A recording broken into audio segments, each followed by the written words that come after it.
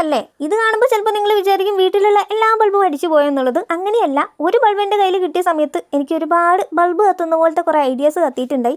അതുകൊണ്ടാണ് ഇനിയിപ്പോൾ വീട്ടിൽ ബൾബ് അടിച്ചു പോയിട്ടില്ലെങ്കിലും പറമ്പിൽ പോയിട്ടാണെങ്കിലും ബൾബ് ഞാൻ തപ്പിയെടുക്കും. അങ്ങനെ കണ്ടെത്തിയ ബൾബാണ് കേട്ടോ അത്.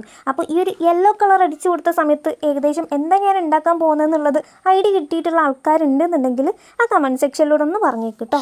ബൾബിൻ്റെ ബോഡിയെല്ലാം നമ്മൾ യെല്ലോ കളർ അറഞ്ചും പുറഞ്ചും അടിച്ചു കൊടുത്തിട്ടുണ്ട്. പിന്നെ അതിൻ്റെ ലെഗ് ഞാൻ വെച്ച് കൊടുത്തിട്ടുണ്ട്. പിന്നെ മേൽഭാഗത്തായിട്ട് നമ്മൾ ബ്ലാക്ക് ത്രെഡ് അത് ചുറ്റി കൊടുത്തിട്ടുണ്ട് കേട്ടോ. അതെന്തിനാണ് ചുറ്റിയെന്ന് ചോദിച്ചാൽ എനിക്കും അറിയില്ല, ഒരു ഭംഗിക്ക് വേണ്ടി ചുറ്റിയെന്ന് മാത്രം. പിന്നെ ആ തൊപ്പി നമ്മൾ ക്ലേ വെച്ചിട്ട് ഉണ്ടാക്കിയതാണ്.